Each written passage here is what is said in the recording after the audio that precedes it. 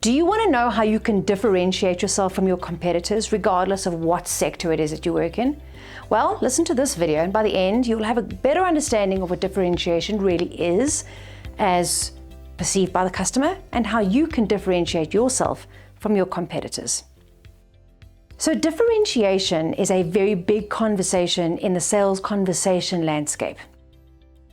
One point I want to make first on differentiation is this. When we first begin to engage with a customer, we often focus so much on connecting with the customer, on rapport building and establishing a relationship, that we leave the hard work of differentiation to the end of the sales process. In other words, we wait until we are delivering the late stage pitch or proposal at a boardroom level, and then we want to differentiate ourselves. I would argue that it is far more profitable for you to begin to differentiate yourself from the very first engagement. Now, to differentiate yourself, you have to act differently. Makes sense, right? So how can we act differently?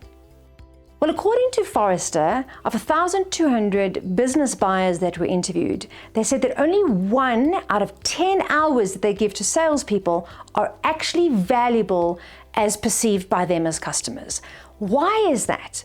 Because all too often we'll go into a customer's boardroom, and what will we talk about? We'll talk about ourselves, our best of breed, world class, our technology, our footprint, our team, our methodology, us. And if you were a customer and you were to sit through 3 meetings with 3 competitors telling you all about themselves, I'm sure you'd agree that by the end of those 3 hours, you probably wouldn't want to have another one of those meetings. So let's act differently.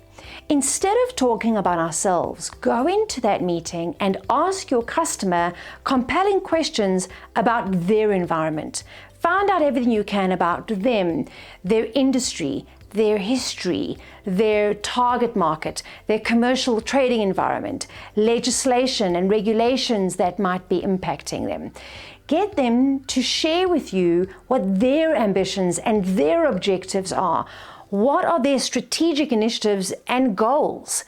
And what's standing in their way? Why can't they achieve this without the help of a vendor, supplier, or partner?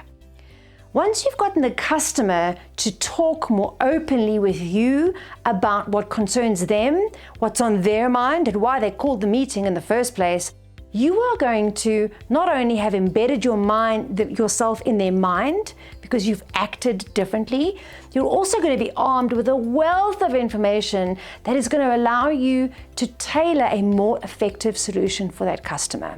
Trust me, customers remember the sellers who prepare for the appointments and come in with quality questions, and those who really give the customer time to share, to participate in the dialogue. And those sellers, of course, have a strategic advantage because they have access to information that the competitors who only talk about themselves will never know. I hope you found that useful. Let me know in the comments how you differentiate yourself from your competitors. Is there anything special that you do? Or perhaps you've had an interaction with a seller that stood out to you and something that might inspire the rest of us. Please let us know. If you're enjoying the content on this channel, please like and subscribe.